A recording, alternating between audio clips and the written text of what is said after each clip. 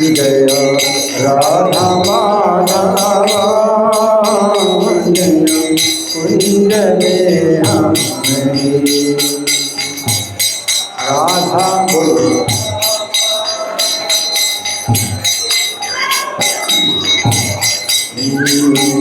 जय गोविंदन वल्लभ जय गिरिवर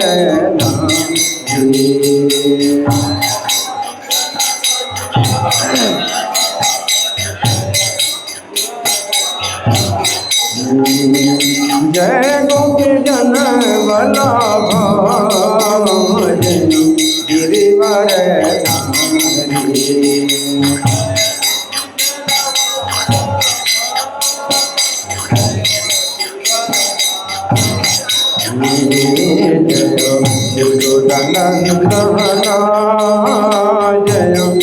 जन रंजन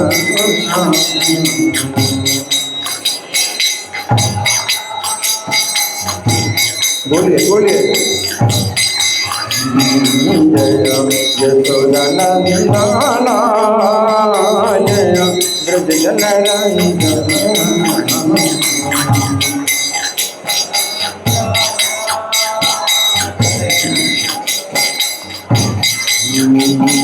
जय यमुना तीरा बन जारी जय कुंज बिहारी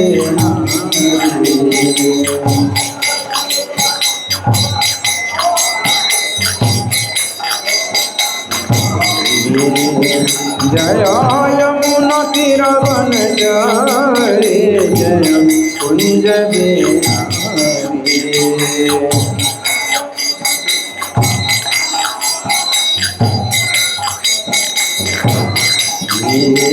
जय राधा माधव जय कुंज बिहारी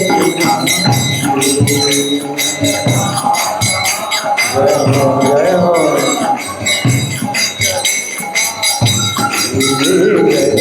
राधा माधव जय कुंज बिहारी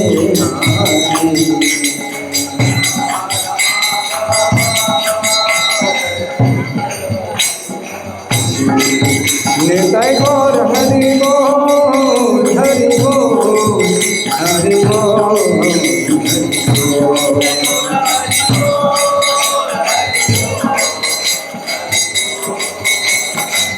जय प्रभुपदा प्रभुपदा प्रभुपदा जय प्रभुपदा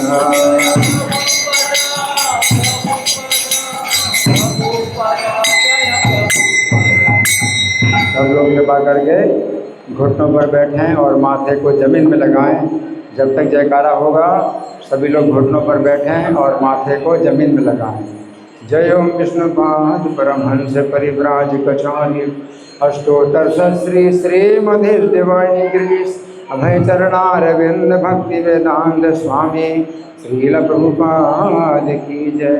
नित्य लीला प्रविष्ट ISKCON founder acharya saviour of the whole world Srila Prabhupada की जय। नामाचार्य हरिदास ठाकुर की जय। प्रेम से कहो श्री कृष्ण चैतन्य प्रभु नित्यानंद श्री अद्वैत गदाधर श्रीवासादि गौर भक्त वृंद की जय। श्री श्री राधा पार्थ सारथी ललिता विशाखा गोप गोपिका श्याम कुंड राधा कुंड गिरि गोवर्धन की जय। श्री श्री गौनिताई की जय। श्री श्री सीताराम लक्ष्मण हनुमान की जय। श्री श्री लक्ष्मी नरसिंह प्रहलाद महाराज की जय। समवेद भक्त वृंद की जय। अनंत कोटि वैष्णव वृंद की जय। इस्कॉन वर्तमानाचार्य वृंद की जय। गौर प्रेमानंदे all glory to Simran all glory to Simran all glory to Simran all glory to Shri Guru and Gaurang. धन्यवाद। तो आप लोग जानते हैं कि कोई बहुत बड़ा त्यौहार आने वाला है निकट भविष्य में। क्या है? जन्माष्टमी है ना। बहुत ही विशेष त्यौहार है जन्माष्टमी आने वाला है, तो हम उस उपलक्ष्य में भगवान श्री कृष्ण का चरित्र सुनेंगे। क्या सुनेंगे? भगवान श्री कृष्ण का चरित्र सुनेंगे। तो भगवान श्री कृष्ण का चरित्र हमारे जो संस्थापक आचार्य हैं श्रील प्रभुपाद हैं, उन्होंने एक पुस्तक ये लिखी है, इसका नाम है श्री कृष्णा। ये जो पुस्तक है ये है पूर्ण पुरुषोत्तम भगवान श्री कृष्ण है। तो ये पुस्तक प्रभुपाद ने जो लिखी है, तो ये सबसे ज़्यादा ये ज़रूरी है जो लोग इस संस्था से जुड़े हैं, इस सोसाइटी से जुड़े हैं, अंतर्राष्ट्रीय कृष्ण भावनामृत संघ से जुड़े हुए हैं, उनके लिए, उनकी जानकारी के लिए ये पुस्तक बहुत ही आवश्यक है, क्योंकि इसमें श्री कृष्ण का जीवन चरित्र दिया गया है।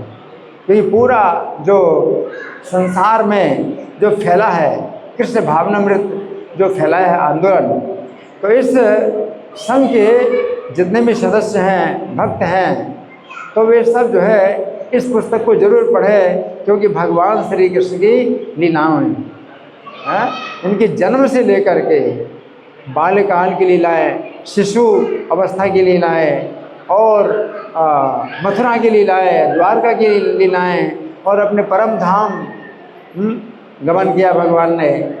तो तब तक का जो है पूरा जीवन चरित्र इस पुस्तक में है। इस पुस्तक से हम जो है कुछ पढ़ के सुनाएंगे, तो आप लोग बड़े ध्यान से सुने। तो 9 बजे तक यहाँ कथा होगी, तो आप लोगों में से कितने लोग हैं हाथ उठाइए जो 9 बजे तक बैठेंगे। 9 बजे तक बैठेंगे कौन?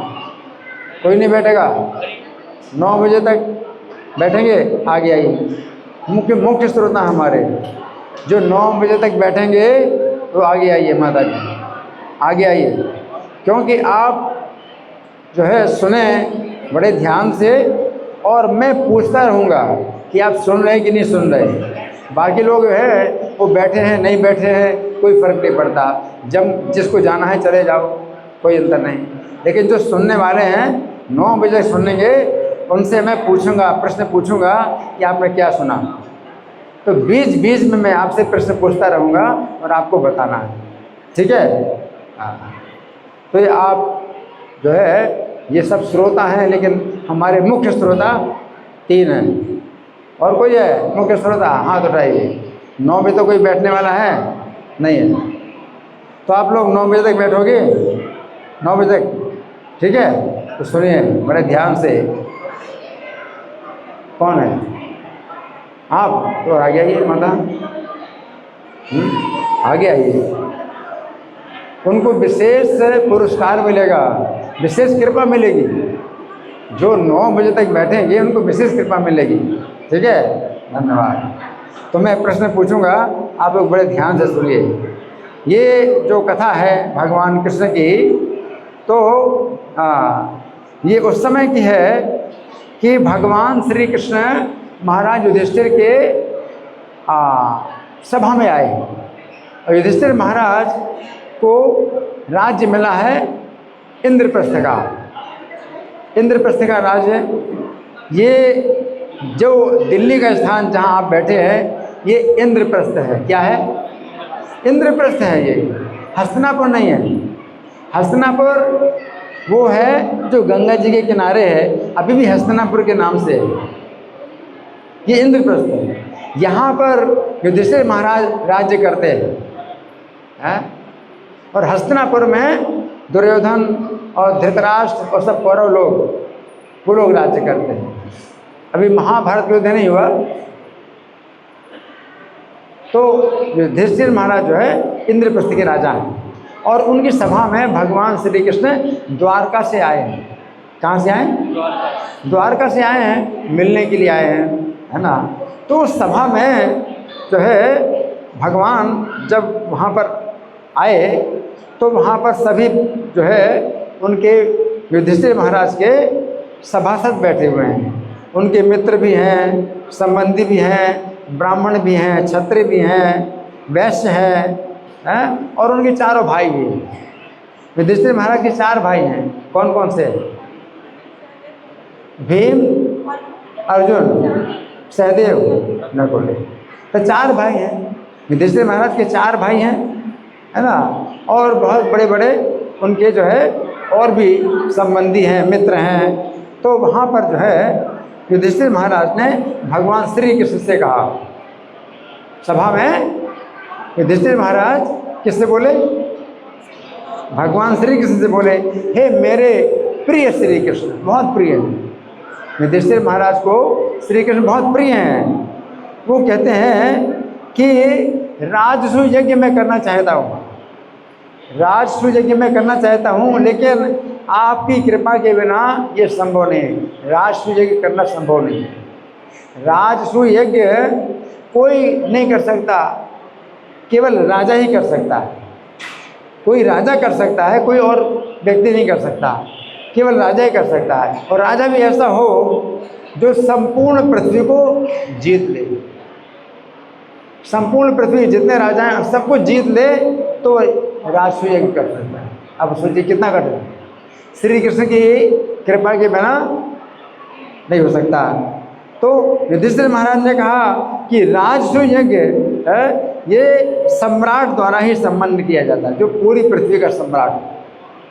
अब कैसे होगा? अगर आप नहीं कृपा करेंगे तो कैसे होगा? कौन कह रहे हैं? युधिष्ठिर महाराज कह रहे हैं। किससे कह रहे हैं? श्री कृष्ण से कह रहे हैं। और ये राजसूय यज्ञ सब यज्ञों का राजा है। कई प्रकार के यज्ञ हैं, सब यज्ञों का राजा ये है। इस यज्ञ को संपन्न करके मैं सभी देवताओं को संतुष्ट करना चाहता हूँ, सब देवताओं को संतुष्ट करना चाहता हूँ। उनकी कोई कामना नहीं है, देवताओं से कुछ है वो कामना नहीं करते, संतुष्ट करना चाहते हैं और भगवान के भक्त हैं, इसलिए वे जो है देवताओं से कुछ भी पाना नहीं चाहते, है ना। जो देवताओं के से पाना चाहते हैं, कुछ पूजा करते हैं, तो उनका ज्ञान हरण हो चुका है।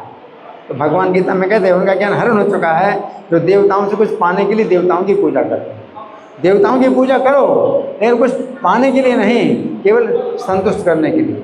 तो उन्होंने कहा, युधिष्ठिर महाराज ने, इस यज्ञ के द्वारा मैं सभी देवताओं को संतुष्ट करना चाहता हूँ और मैं ये भी चाहता हूँ कि आप कृपा पूर्वक इस कार्य में मेरी सहायता करें। आपकी सहायता के बिना ये कार्य नहीं हो सकता है। तो आपकी कृपा से सफलतापूर्वक ये कार्य हो सकता है। जहाँ तक हम पांडव हैं, हमें देवताओं से मांगने के लिए कुछ नहीं है, हमें देवताओं से कुछ नहीं मांगना, और हम आपके भक्त बनकर पूरी तरह संतुष्ट हैं। कौन कह रहे हैं? युधिष्ठिर महाराज कह रहे हैं अपने सब भाइयों को मिला करके, हम 5 भाई आपके भक्त बनकर के हम पूरी तरह संतुष्ट हैं। तो क्योंकि गीता में आपने कहा है कि जिनकी जो है भौतिक इच्छाएं होती है तो वे देवताओं की उपासना करते हैं, परंतु मैं राजसूय यज्ञ को करना चाहता हूँ, देवताओं को भी आमंत्रित करना चाहता हूँ। अगर आपकी कृपा होगी तो देवता लोग भी आएंगे।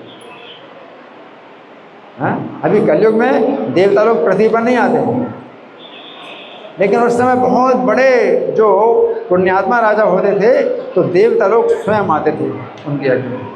तो युधिष्ठिर महाराज कहते हैं देवताओं को आमंत्रित करके दिखाना चाहता हूँ कि उनके पास ऐसी कोई शक्ति नहीं है जो आपसे स्वतंत्र हो। युधिष्ठिर महाराज की क्या इच्छा है कि श्री कृष्ण की महिमा को पूरी दुनिया में फैलाना चाहते हैं कि श्री कृष्ण के समान और कोई देवता नहीं। युधिष्ठिर महाराज ने कहा सभी देवता आपके दास हैं, मैं ये दिखाना चाहता हूँ कि कोई भी देवता आपसे स्वतंत्र नहीं है, सब देवता आपके दास हैं। चाहे सूर्य देवता हो, अग्नि देवता हो, या जल के देवता वरुण हो, या समुद्र के देवता हो, या पवन देवता, वायु के देवता हो, कोई भी आपसे स्वतंत्र नहीं है, ये मैं दिखाना चाहता हूँ। है तो सब देवता आपके दास हैं और आप श्री भगवान हैं। जो मूर्ख लोग हैं आपको सामान्य मनुष्य समझते हैं।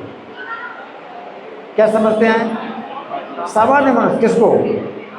भगवान श्री कृष्ण को सामान्य मनुष्य समझते हैं और आप में दोष भी निकालते हैं। आपको बदनाम करते हैं। अतः मैं राजसूय यज्ञ करना चाहता हूँ और मैं ब्रह्मा जी और शंकर जी को भी बुलाना चाहता हूँ। किसको बुलाना चाहता हूँ? ब्रह्मा जी और शंकर जी को भी मैं बुलाना चाहता हूँ, है, और प्रमाणित करना चाहता हूँ कि आप उनसे भी ऊपर हैं। ब्रह्मा जी शंकर जी के सामने भी मैं आपको दिखाना चाहता हूँ कि आप उनसे भी ऊपर हैं और प्रत्येक व्यक्ति आपका सेवक है। तो ये इच्छा है युधिष्ठिर महाराज की राजसूय करने की। तो हे प्रिय श्री कृष्ण, आपके चरणों का जो स्मरण करते हैं, जो लोग आपके चरणों का स्मरण करते हैं, वे भौतिक जीवन में किसी प्रकार के दोष से बच जाते हैं। भौतिक जीवन के जो दोष हैं उनसे बच जाते हैं, और जो पूरी तरह से आपकी सेवा में लगे हैं और केवल आपका ही चिंतन करते हैं, तो वे सबसे ज़्यादा भाग्यशाली हैं। सदैव भक्ति में लगे रहने के कारण ऐसे लोग जन्म मरण के चक्कर से मुक्त हो जाते हैं। बातें नहीं, कौन बातें कर रहा है? यहाँ पर आप लोग इसलिए बैठे हैं कि बातें करेंगे। अगर कथा नहीं सुन सकते हैं तो बाहर जाइए, बातें करने की बहुत जगह है, कोई बातें नहीं करेगा। सबको इशारा करिए चुप रहने का। जो खड़े हैं, जो बैठे हैं, नीचे बैठे हैं, कुर्सी में बैठे हैं, कोई बातें नहीं करेगा। तो मैंने क्या बताया, क्या सुना?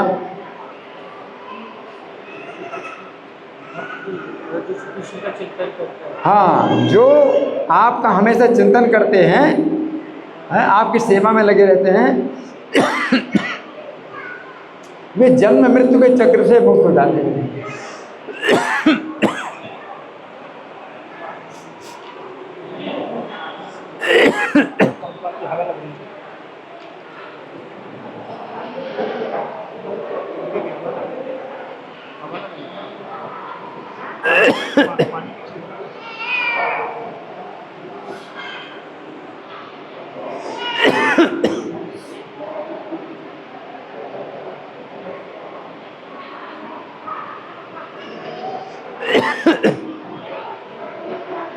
तो जो आपकी सेवा में लगे रहते हैं वे मुक्त हो जाते हैं। किससे मुक्त हो जाते हैं? जन्म मृत्यु के चक्र से मुक्त हो जाते हैं।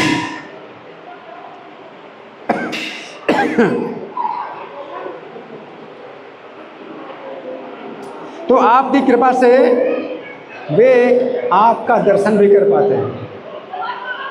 आपकी कृपा से वे आपका दर्शन भी कर पाते हैं। तो मैं पूरे विश्व को दिखाना चाहता हूँ कि आपको श्री भगवान के रूप में स्वीकार करने से जो है कितना बड़ा सौभाग्य प्राप्त होता है। मैं पूरे विश्व को दिखाना चाहता हूँ कि आपको सबका स्वामी के रूप में स्वीकार करने में कितना बड़ा सौभाग्य प्राप्त होता है, दिखाना चाहता हूँ। हाँ, तो युधिष्ठिर महाराज ऐसा कहते हैं।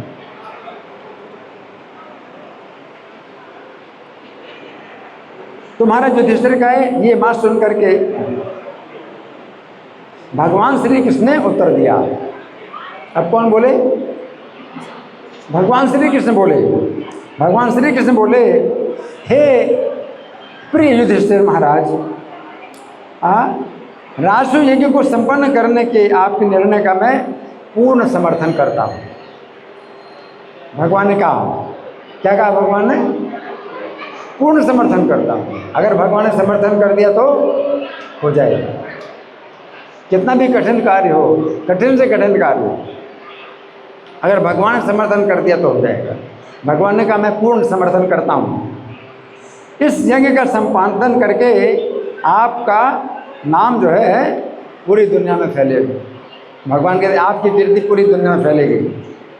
तो देखो, युधिष्ठिर महाराज भगवान की कीर्ति फैलाना चाहते हैं, उनकी कीर्ति अपने आप फैलेगी। जो भगवान को बदनाम करना चाहते हैं तो उनकी बदनामी फैलेगी पूरी दुनिया में, और जो भगवान की कीर्ति फैलाना चाहते हैं उनकी कीर्ति फैलती है। तो भगवान कहते हैं आपकी कीर्ति पूरी दुनिया में फैलेगी। मैं आपको सूचित करता हूँ कि देवताओं की इच्छा है आप इस यज्ञ को संपन्न करें और प्रत्येक जीवात्मा को इससे संतोष प्राप्त होगा। इतना बड़ा यज्ञ है कि प्रत्येक जीवात्मा को संतोष प्राप्त होगा और ये आवश्यक है कि सबसे पहले आप विश्व के सभी राजाओं पर विजय प्राप्त करें। राष्ट्र यज्ञ में क्या होता है कि जितने भी राजा हैं पूरी पृथ्वी के, सब जगह जो है उन राजाओं को जीतना है और उनको निमंत्रण देना है कि आपको वहाँ राष्ट्र यज्ञ में आना है। ये राष्ट्र यज्ञ ऐसा यज्ञ है, इस यज्ञ में सब राजाओं को सेवा में लगाया जाता है। जो सेवक लोग होते हैं ना, वो सेवा नहीं करते, राजाओं से सेवा कराई जाती है। तो कितना बड़ा कोई राजा होगा, क्योंकि सब राजाओं को अपना सेवक बनाता है, तो सब राजाओं से सेवा कराते हैं। जैसे भोजन परोसने का काम भी राजा लोग करेंगे, अतिथियों के पैर धोने का काम भी राजा लोग करेंगे, और धन इकट्ठा करने का काम भी राजा लोग करेंगे, धन दान करने का काम भी राजा लोग करेंगे। सब काम राजाओं से कराए जाते हैं। तो भगवान कहते हैं आप क्या करो, सब राजाओं पर विजय प्राप्त करो और उनको जो है आदेश दो कि राष्ट्रीय यज्ञ में आए, सेवा करें। सब राजा राष्ट्रीय यज्ञ में क्या करेंगे? सेवा करेंगे। उन पर विजय प्राप्त करो और वो स्वीकार करेंगे, दासता स्वीकार करेंगे और वो जो है आए सेवा करने के लिए। तो राजाओं पर विजय प्राप्त करो और यज्ञ की सामग्री एकत्रित करो। आपके चारों भाई बड़े बलशाली हैं, है ना। तो भगवान श्री कृष्ण ने महाराज युधिष्ठिर को बताया कि वे किसी भक्त के प्रेम से पराजित हो जाते हैं। कोई भी भक्त हो, भगवान प्रेम से पराजित होते हैं। भगवान को कोई अपने बल से पराजित नहीं कर सकता। भगवान का बल क्या है? अनंत है, उनको अनंत कहा जाता है, उनकी शक्ति अनंत है।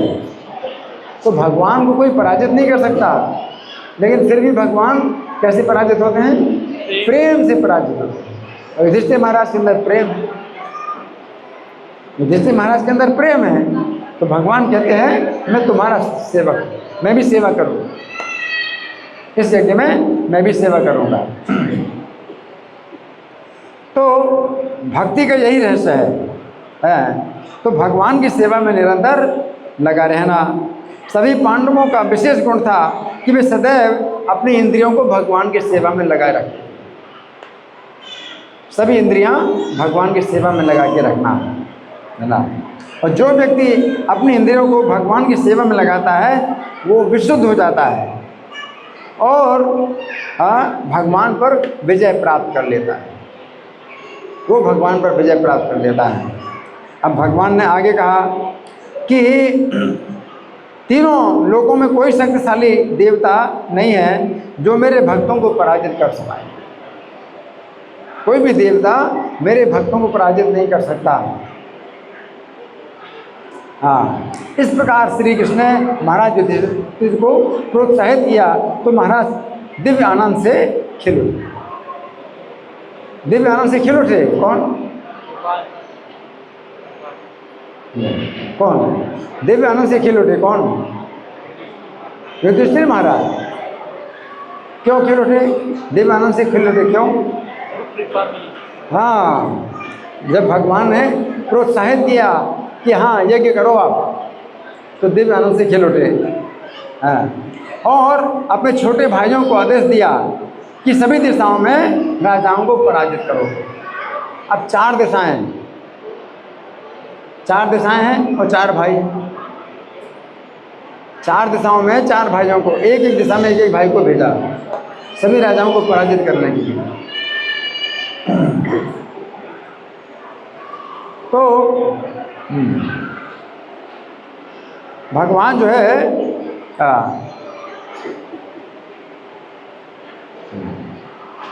युधिष्ठिर महाराज ने अपने सबसे छोटे भाई सहदेव को आदेश दिया कि दक्षिण दिशा में जाओ। सबसे छोटे कौन है? सहदेव। उनको आदेश दिया कौन सी दिशा में? दक्षिण दिशा में जाने के लिए आदेश दिया। और फिर उनसे बड़े नकुल, नकुल को पश्चिम दिशा में, दक्षिण और पश्चिम, पश्चिम दिशा में नकुल को आदेश दिया जाने के लिए। और अर्जुन को आदेश दिया उत्तर दिशा में जाने के लिए। कौन सी दिशा? उत्तर दिशा में जाने के लिए आदेश दिया। और भीमसेन को आदेश दिया पूर्व दिशा में, दक्षिण, पश्चिम, उत्तर और पूर्व। हाँ, दक्षिण, पश्चिम, उत्तर, पूर्व, ये घड़ी की दिशा में ये दिशा है।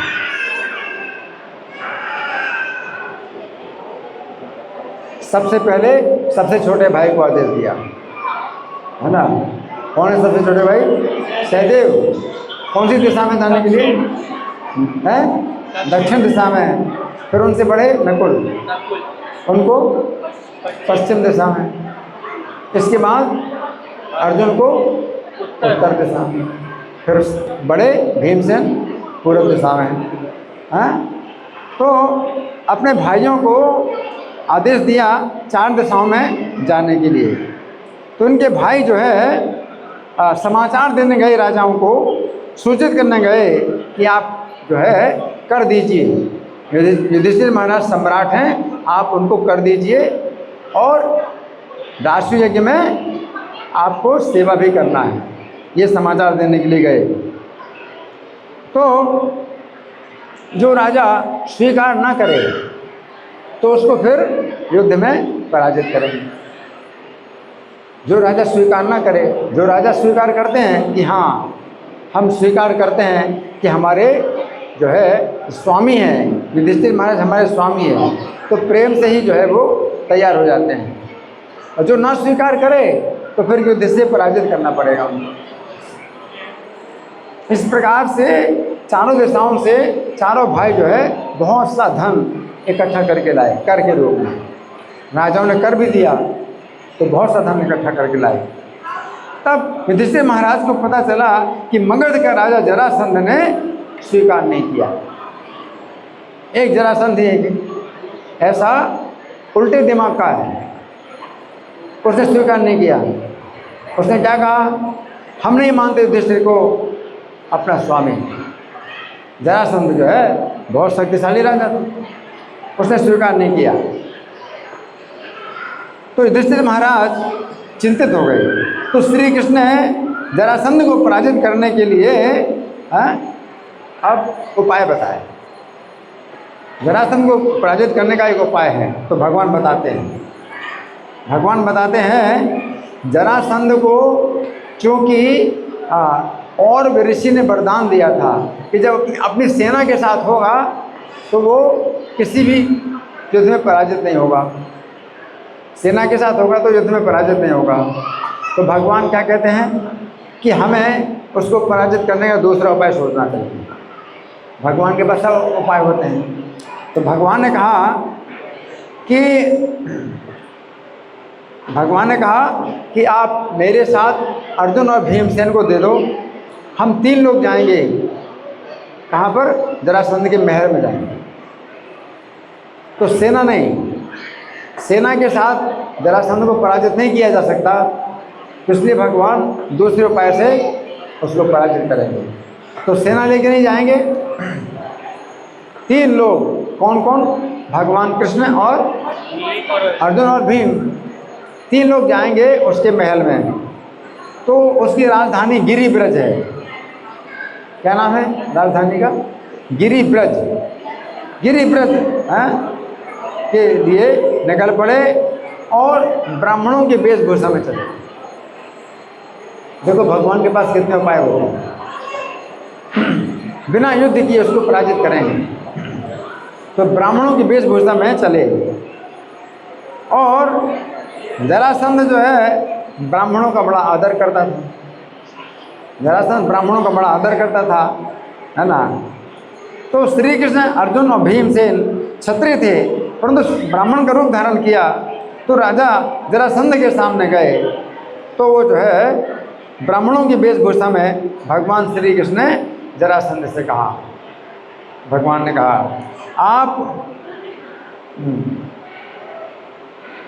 आपके महल के हम 3 अतिथि हैं।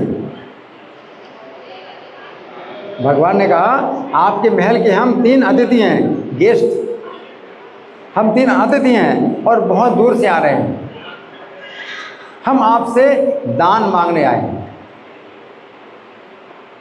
भगवान ने क्या कहा, जरा सुनिए, हम आपसे दान मांगने आए हैं और आपसे हम जो मांगेंगे तो आप जो है देंगे, क्योंकि आप बड़े दानी हैं। भगवान ने कहा आप बड़े दानी हैं, है ना। तो जो दानी व्यक्ति होता है उसका यश बहुत पूरी दुनिया में फैल जाता है। तो भगवान जो है उससे इस प्रकार से जब बोले कि देखो बड़े बड़े राजा हुए, हरिश्चंद्र जैसे दानी हुए, है ना, उसी प्रकार से आप भी दानी हैं, राजा शिव भी हैं, है ना, तो वे सब जो है दानी थे। तो ब्राह्मण के वेश में श्री कृष्ण ने जरासंध को सूचित किया कि हम लोग अतिथि हैं। तो ब्राह्मण के वेश में अर्जुन और भीम के साथ श्री कृष्ण बोल रहे थे, तो जरासंध ने ध्यान दिया कि ये 2 ब्राह्मण नहीं लग रहे, 2 शारीरिक गठन से जरासंध को लगा ये 2 लोग ब्राह्मण नहीं लग रहे हैं। हाँ। और क्यों, धनुष उठाने की वजह से कंधों पर धनुष के निशान है, धनुष के निशान है, जब तो कंधों में धनुष का निशान है। तो पहले सिले कपड़े नहीं पहनते थे लोग, बस धोती, बिना सिली धोती पहनना है और एक उत्तरी होता था, ये उत्तरी ये कंधे में, तो कंधा पूरा खुला रहता था। तो जरासंध ने देखा कंधे में धनुष के निशान पड़े हुए हैं और शरीर बड़ी सुडौल है, क्षत्रिय का शरीर होता है तो बड़ा सुडौल शरीर, सुडौल है। तो उसने कहा, उसने सोचा अपने मन में कि ब्राह्मण नहीं क्षत्रिय हैं, परंतु अगर ब्राह्मणों की तरह भिक्षा मांगने के लिए आए हैं तो मैं दान दूंगा। जरासंध सोचा मैं दान दूंगा, है ना। और इस तरह से जो है उसने सोचा कि मैं कुछ भी दे दूंगा, अगर मेरा शरीर मांगेंगे तो मैं अपना शरीर भी दे दूंगा। जरासंध ने अपने मन में सोचा, है ना। उसने अपने मन में सोचा मैं कुछ भी देने के लिए तैयार हूँ, है ना। तो फिर बलि महाराज सोचने लगा, बलि महाराज भी ऐसे बड़े दानी थे, है ना। तो वामन भगवान को जो है उन्होंने सब कुछ दान में दे दिया, है ना। तो इस तरह से जो है जरासंध अपने मन में सोच रहा है कि मेरा दृढ़ संकल्प है कि इस शरीर को त्याग करके मैं अमर प्रसिद्धि प्राप्त कर सकता हूँ।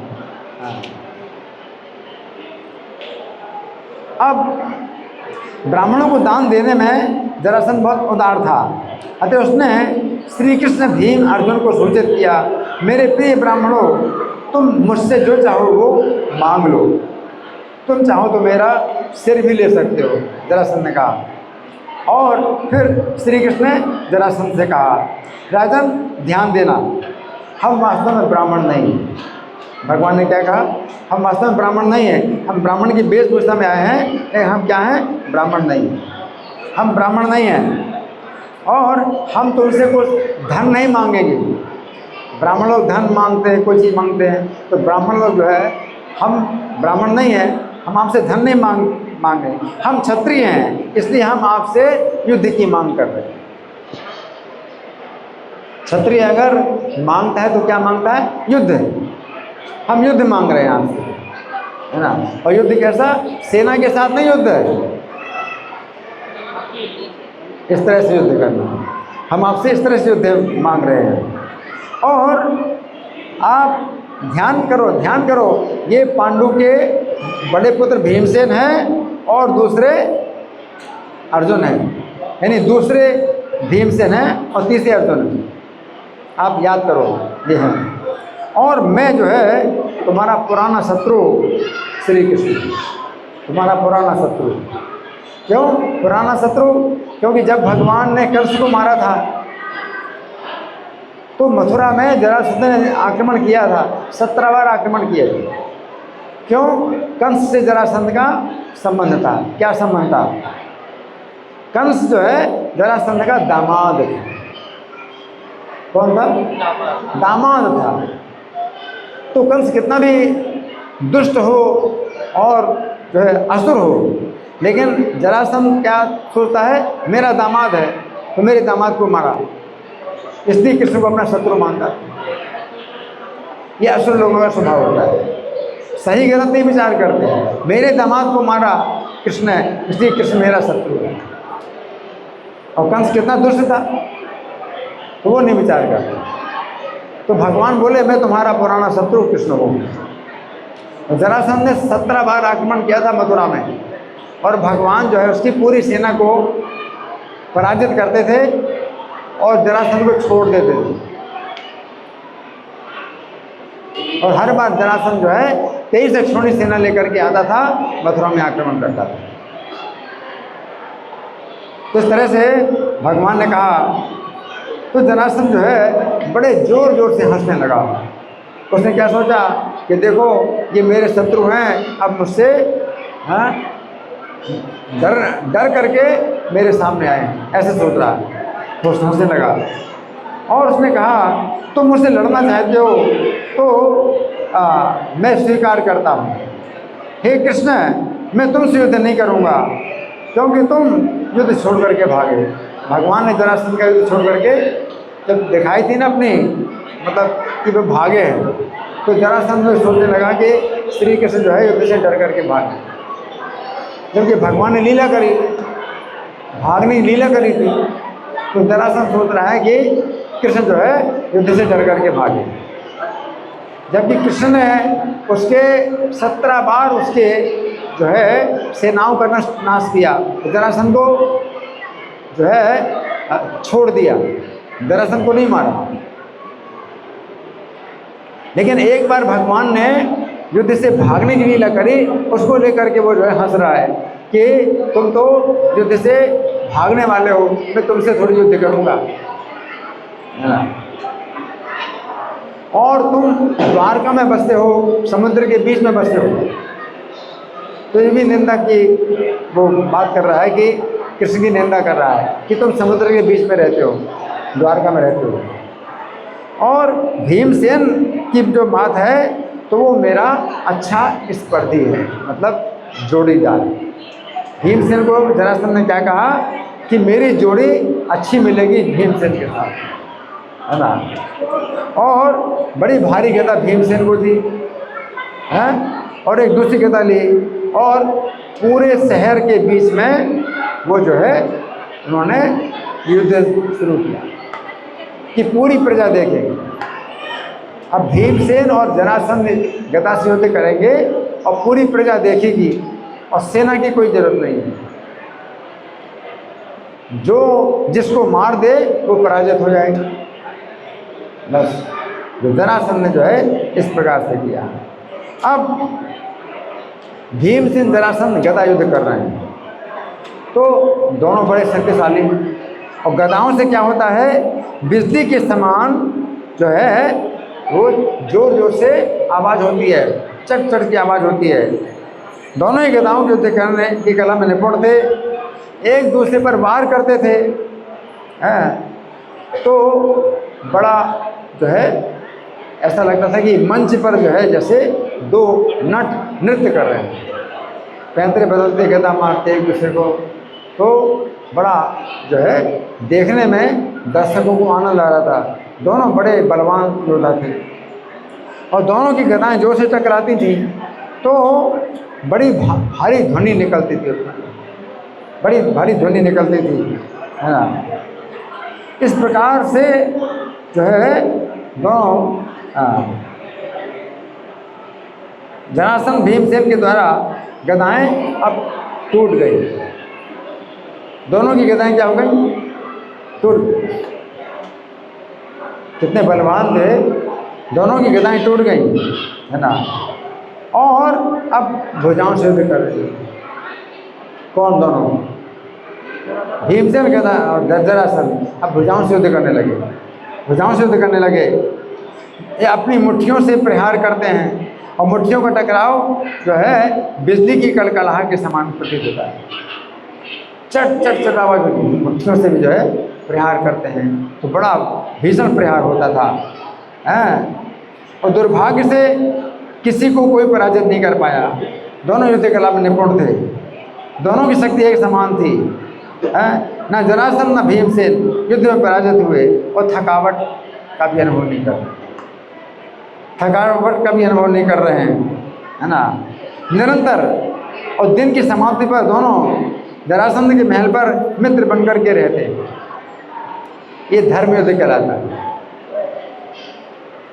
शाम तक युद्ध होता है और रात में जो है दोनों मित्र की तरह महल में रहते हैं, है ना। और दिन की समाप्ति होने पर दोनों मित्र बनकर के रहते, अगले दिन फिर युद्ध करने लगते। इस प्रकार युद्ध करते करते 27 दिन बीत गए। कितना दिन हो गया? 27 दिन। सूर्योदय से लेके सूर्यास्त तक यह युद्ध करना है। 27 दिन बीत गए। 28वें दिन भीमसेन ने श्री कृष्ण से कहा, अब कृष्ण ही हैं जो विजय दिलाने वाले हैं। भीमसेन ने श्री कृष्ण से कहा, हे मेरे प्रिय कृष्ण, मुझे कोई संकोच नहीं है ये कहने में कि जरासंध को मैं पराजित नहीं कर सकता।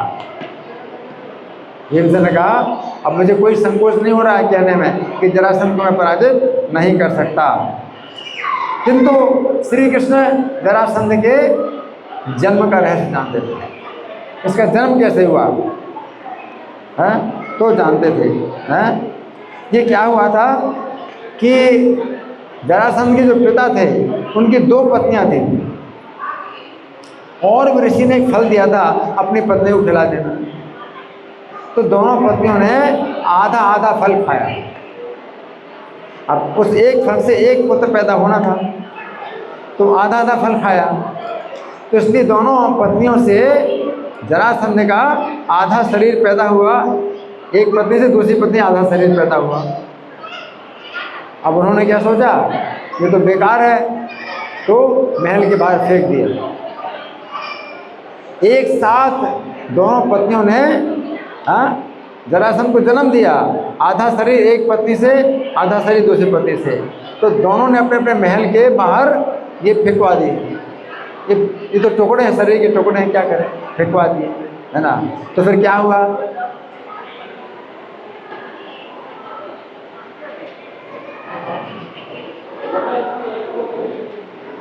हुआ, जरा नाम की एक जो है राक्षसी थी, राजा के महल के पास आती थी और कोई फेंका हुआ कुछ मांस का टुकड़ा मिल जाए तो अपना उठा के खाती रहती।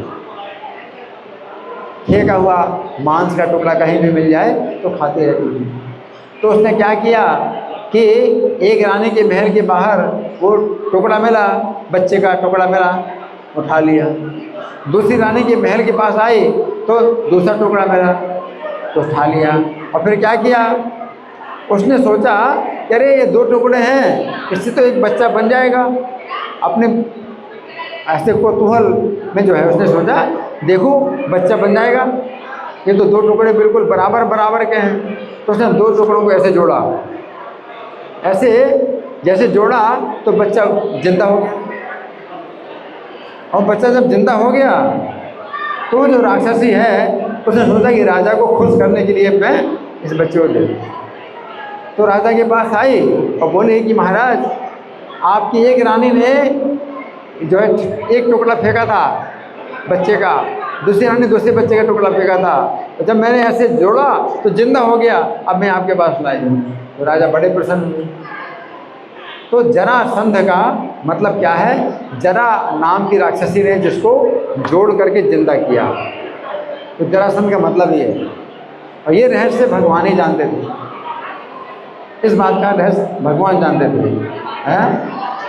तो क्या हुआ कि भीमसेन को संकेत किया कि जरासंध को शरीर के 2 भागों से जोड़कर जीवित किया गया था, इसलिए उसे 2 भागों को अलग करके मारना पड़ेगा। जरासंध को क्या करना पड़ेगा, उसी प्रकार से दो पैरों को चीर करके अलग अलग करो तो फिर ये मरेगा, नहीं तो ऐसे मर नहीं सकता। हाँ, तो भगवान ने जो है भीमसेन को बताया है। अतः श्री कृष्ण ने अपनी शक्ति भीमसेन के शरीर में स्थानांतरण कर दी, ऐसे ऐसे किया, शक्ति भीमसेन के शरीर में स्थानांतरण कर दी और कहा कि जरासंध को कैसे मारा जा सकता है। एक पेड़ से एक टहनी तोड़ी, हाथ में पकड़ करके दो हिस्से किए। कोई लकड़ी का जो है टहनी तोड़ी, वैसे चीरा तो दो टुकड़े हो गए। तो भगवान मतलब जरासंध को, भीमसेन को संकेत कर रहे हैं कि जरासंध को कैसे मारना है। एक पैर, हाँ, उसको पैर से दबाओ और हाथों से उसको दूसरा पैर करके उसको चीर दो। इस तरह से भगवान ने भीमसेन को बताया।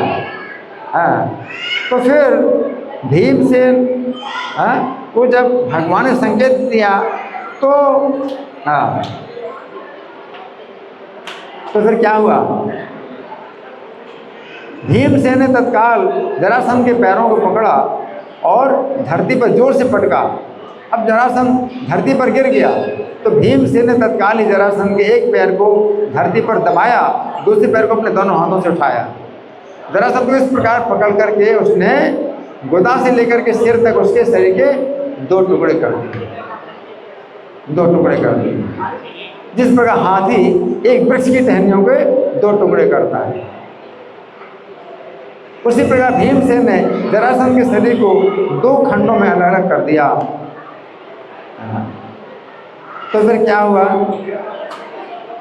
सब जितने दर्शक थे सब ने देखा जरासंध का शरीर अब दो भागों में विभाजित हो गया है और प्रत्येक भाग का एक पैर है, एक जंघा है, एक अंडा है, एक वक्ष है, आधी रीढ़ की हड्डी है, आधी छाती है, एक हंसली है, एक भुजा है, एक आँख है, एक कान है और आधा चेहरा है।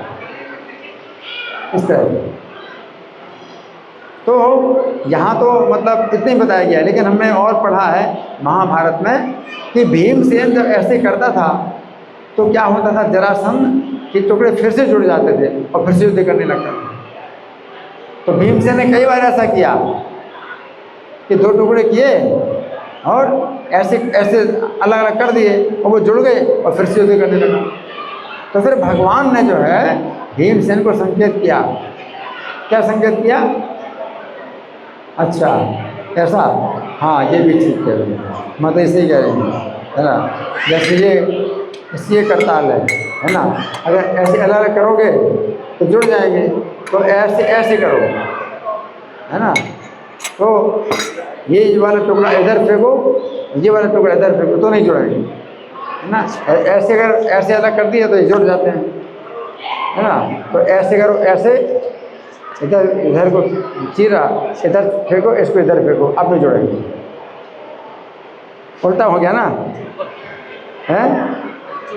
हाँ, ये इस तरह से तो जुड़ते हैं, चुंबक की तरह जुड़ जाते हैं। अगर ऐसे फेंकोगे अब नहीं जुड़ पाएंगे, क्योंकि वो इधर मुंह है, इधर इधर उसका मुंह है, अब नहीं जुड़ेंगे। अच्छा है, इस तरह से भगवान ने, तो भगवान ने भीमसेन को इस प्रकार संकेत किया कि ऐसा करो, है ना। तो फिर क्या हुआ, फिर जरासंध जीवित नहीं हुआ। तो जरासंध की मृत्यु की समाचार की अब घोषणा हुई। देखो, युद्ध इसी प्रकार से होता था, किसी एक की मृत्यु होगी और जरासंध जो है इसके लिए तैयार होके युद्ध कर रहा था कि या तो मुझे मरना है या मारना है। तो जरासंध की मृत्यु हो गई तो मगध के जितने भी प्रजा थे हाय हाय करके चिल्लाने लगे, इतना महान शक्तिशाली राजा। देखो, भगवान जिसको मारना चाहे उसे कोई बचा नहीं सकता।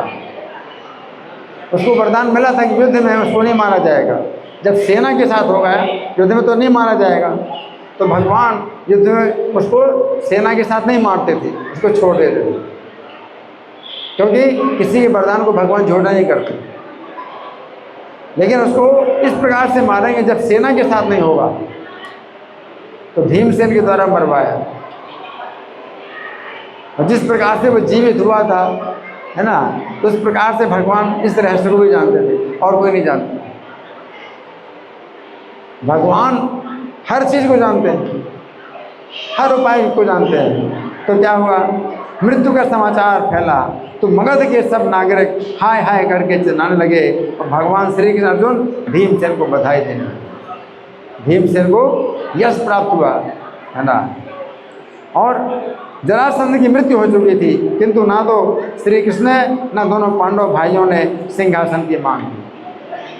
अब यहाँ पर जरासंध की मृत्यु हो गई तो सिंहासन ले सकते थे, जरासंध का सिंहासन ले सकते थे।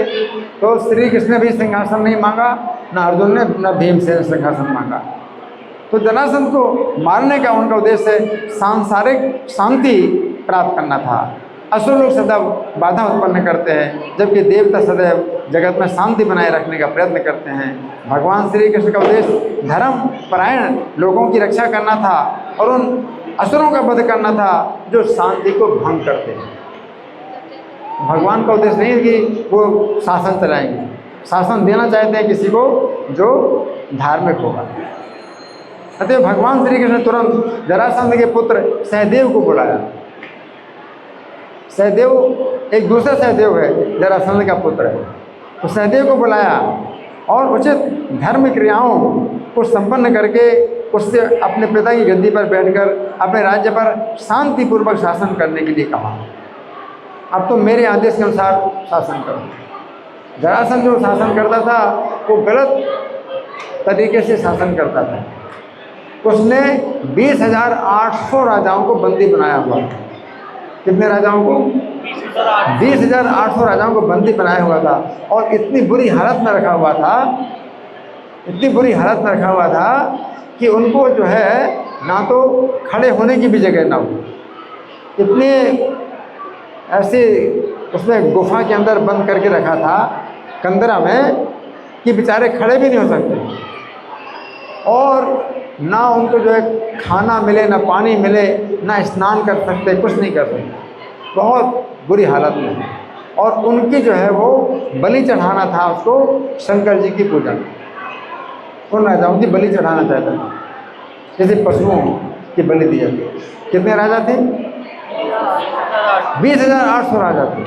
बेचारे राजा जो है उनका कितना सम्मान होता है, और उसने उन राजाओं को इतनी बुरी तरह से रखा था कि कोई जो है किसी पशु को भी ऐसे नहीं रखे।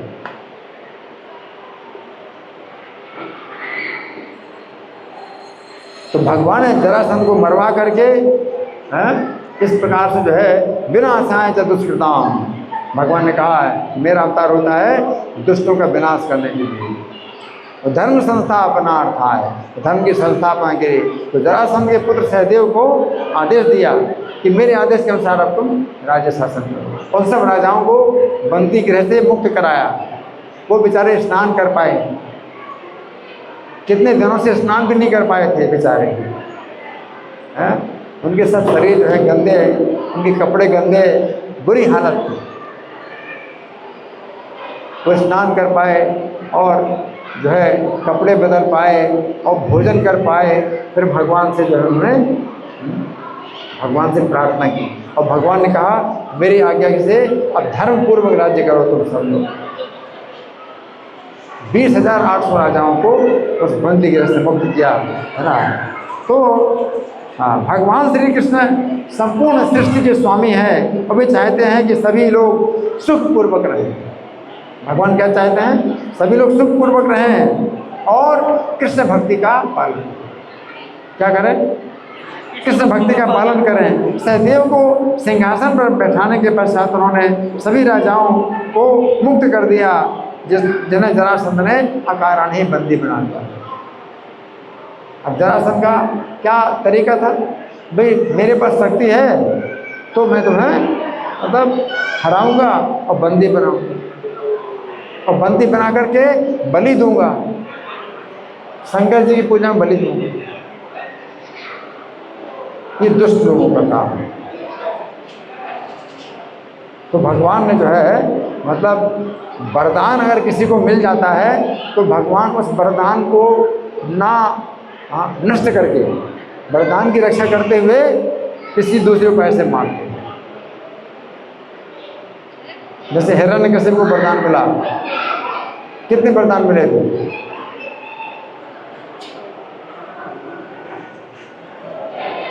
हिरण्यकशिपु को कितने वरदान मिले थे कि वो दिन में नहीं मरेगा, रात में नहीं मरेगा, जमीन में नहीं मरेगा, आकाश में नहीं मरेगा, घर के अंदर नहीं मरेगा, घर के बाहर नहीं मरेगा, न शस्त्र से न अस्त्र से। तो सब वरदानों की रक्षा करते हुए भगवान ने उसको मारा।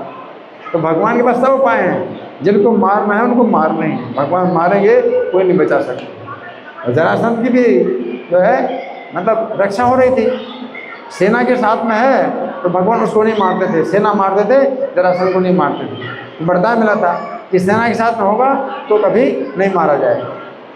अब भगवान ने कहा अब मारना है उसको, कैसे मारना है?